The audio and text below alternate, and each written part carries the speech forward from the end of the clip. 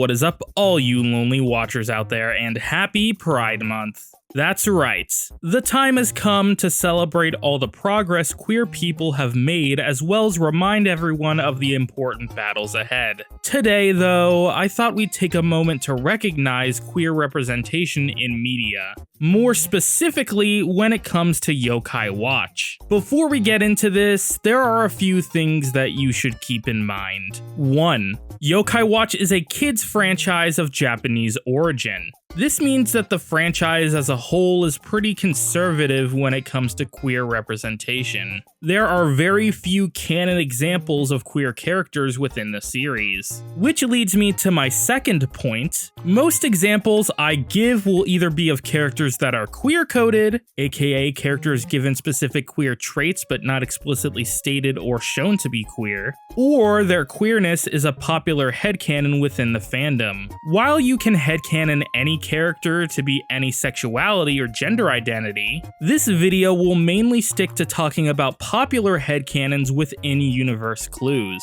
With all that being said, let's get into the first and only canon example of a queer relationship within Yokai Watch: Robanyan and B3NK1. In Season 1, Episode 23 of the original Yokai Watch anime, the third and final segment introduced the yokai B3NK1. In order to upgrade his sword, he needs to collect 1,000 screws from electronics, rendering them useless. Nate decides to summon Robanyan to counter him, only for B3NK1 to stab Robanyan and start searching for the 1,000th screw within him.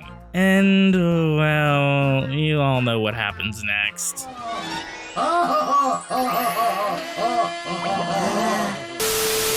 Robanyan actively enjoys the stabbing in a suggestive manner, even coercing B3 to continue whenever he stops. This scene was so suggestive, it ended up being the only episode besides Season 1, Episode 6 to get reanimated in the English dub, with the Latin American dub refusing to even air this episode. This isn't a one-time gag either, as the relationship is further explored in the Season 3, Episode 8 Koma-san Taxi segment. In this segment, Koma-san and Komajiro grill Robanyan F based on a letter a parent sent into the show, discussing how uncomfortable his episode with B3NK1 made their family. Robanyan F tries to defend himself before Koma-san invites B3NK1 into the taxi as well. This time, however, B3 is much more flirtatious towards Robanyan, making him blush throughout the remainder of the episode.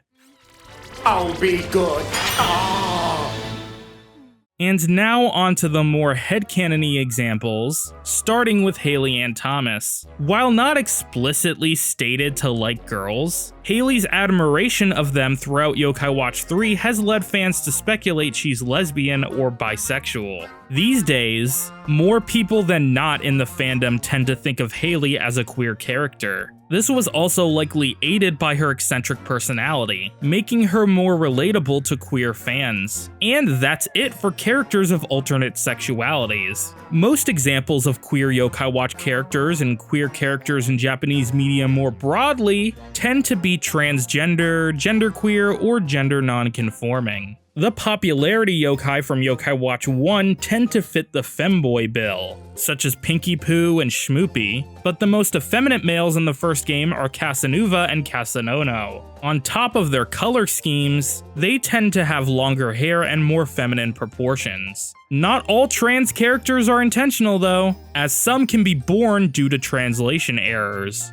During Nate's fusion quest in Yokai Watch 3, there's a part where the priest advises you on how to befriend Snaggly, where he says, and I quote, "When you're a battling Snaggly, you oughta give him some sweets. It's her favorite food. So give her some and you'll be pals in no time at all." While likely not intentional, Snaggly is referred to by both feminine and masculine pronouns back to back. Yokai Watch 3 has quite a few translation errors due to its sheer size, so I'm sure there are other similar examples sprinkled throughout the game. But onto some more intentional examples. Cole Tsukinami from Yokai Watch Shadowside. During the Shadowside movie, Cole receives the Yokai Watch Ogre. This device allows him to transform into special yokai based on ancient Japanese warriors called progenitor yokai. One of said progenitors, Omatsu, is a member of the opposite sex to Cole. This means Cole has and uses the ability to transform into a being of the opposite sex multiple times throughout the series. Cole seems to be the only human character who can do this, but the progenitor transformations are more likely a form of possession,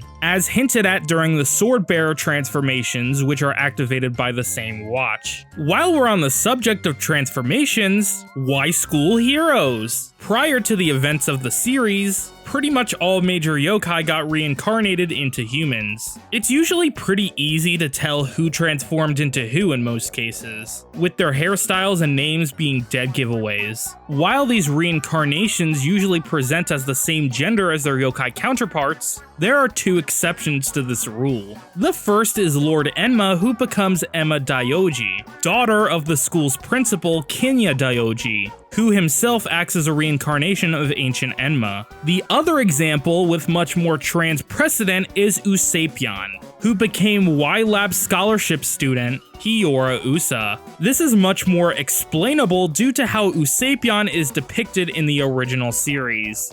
For the playing card yokai in Yokai Watch 3, Usapion was designated the queen. While he vocalizes his distaste for the outfit, his medallion entry reveals that he actually enjoys how he appears in said outfit. Another big part of Usapion's character is the fact that he's an otter who tries to pass as a rabbit with his spacesuit. This could be seen as an allegory for his trans identity. Usapion was also the only otter living in a rabbit enclosure during his life, so you could argue his rabbit disguise is an attempt to try and conform all these years later. Either way you slice it, his backstory is very transcoded. And finally, the last example of the day, Arachnia.